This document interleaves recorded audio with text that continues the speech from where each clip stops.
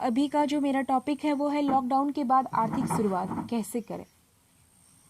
तो लॉकडाउन के बाद आर्थिक शुरुआत, सबसे पहले हम अगर अर्थव्यवस्था की दृष्टि से देखें तो स्वतंत्रता के बाद से पहली बार भारत इस प्रकार का आपातकाल देख रहा है। 2008-9 में आया वित्तीय संकट भी इतना भारी नहीं था, परंतु कम से कम हमारे श्रमिक काम पर जा रहे थे, हमारा आर्थिक तंत्र मजबूत था और सरकार कोष भी अच्छी स्थिति में था। महामारी के इस दौर में सभी स्थितियां विपरीत है और फिर भी सही प्राथमिकताओं और साधन का निर्धारण करके हम देश को खड़ा रख सकते हैं।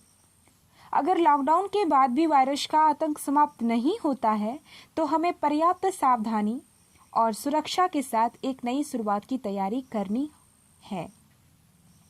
तो सबसे पहले सर्वप्रथम हम संक्रमण के स्तर के सही डेटा की जानकारी उपलब्ध करेंगे और काम पर वापस आने वाले श्रमिकों की स्वास्थ्य की जांच, सुलभ परिवहन, पीपीई किट, कार्यक्षेत्र में सामाजिक दूरी इत्यादि की सुविधा की व्यवस्था करनी होगी।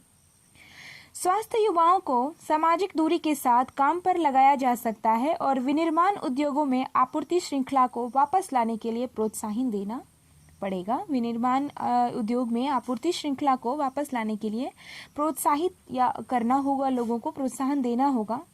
इस बीच निम्न मध्यम वर्गीय जनता के जीवन का इस प्रकार से ख्याल रखा जाए कि वे संकट की अवधि का सामना करें।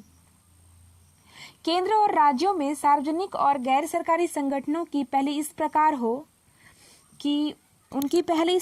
कि भोजन, स्वास्थ्य और आश्रय स्थलों की तुरंत व्यवस्था की जा सके।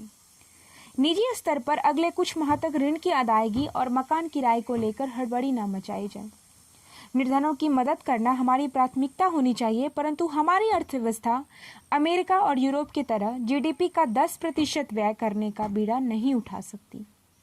हम पहले ही आर्थिक संकटों से जूझ रहे हैं, अतः हमें काम महत्वपूर्ण ढंग से करना होगा और कम महत्वपूर्ण खर्चों में कटौती करते हुए निवेशकों का विश्वास जीतना होगा।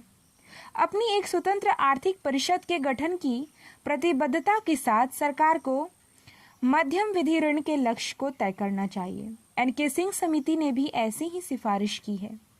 पिछले कुछ वर्षों से अनेक लघु और मझोले उद्योगों की हालत खराब है और इनके लिए आर्थिक मदद के रूप में डायरेक्ट बेनिफिट ट्रांसफर तथा अन्य साधनों का सहारा लिया जा सकता है। इससे घरों में चलने वाले सूक्ष्म उद्योगों को सर्वाधिक लाभ होगा।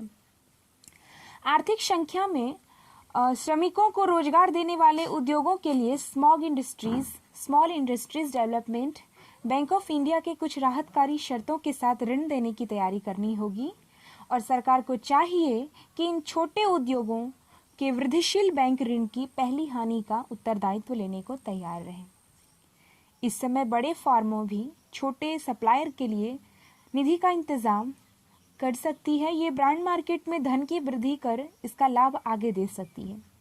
दुर्भाग्यवश आज के कॉरपोरेट ब्रांड मार्केट को इससे ज़्यादा लेना देना तो है नहीं, लेकिन इसके लिए आरबीआई अधिनियम में बदलाव की आवश्यकता होगी और निजी फार्मों की वांछित तरलता को बनाए रखने के लिए प्रत्येक सरकारी एजेंसी और सार्वजनिक क्षेत्र की इकाइयों को अपने बिलों का तुरंत भुगतान करना होगा। आरबीआई ने बैंकिंग में पहले ही काफ़ी तरलता बना रखी है और ऋण घाटे के लिए और तरलता कम नहीं करेगी और निष्पादित संपत्ति बढ़ेगी। बेरोजगारी बढ़ने के साथ रिटेल ऋण भी बढ़ेगा। सरकार को चाहिए कि वो आर्थिक क्षेत्र के विशेषज्ञों से अतिशीघ्र परामर्श लेकर देश को आर्थिक संकट से उबारे। यह कहा भी जाता है कि भारत में संकट के दौरान ही सुधार होते हैं। यही वह उत्तम समय है जब सरकार को सामाजिक, राजनीतिक और आर्थिक परिदृश्य को सुधारने की दिशा में तत्परता दिखाई जानी चाहिए। Thank you.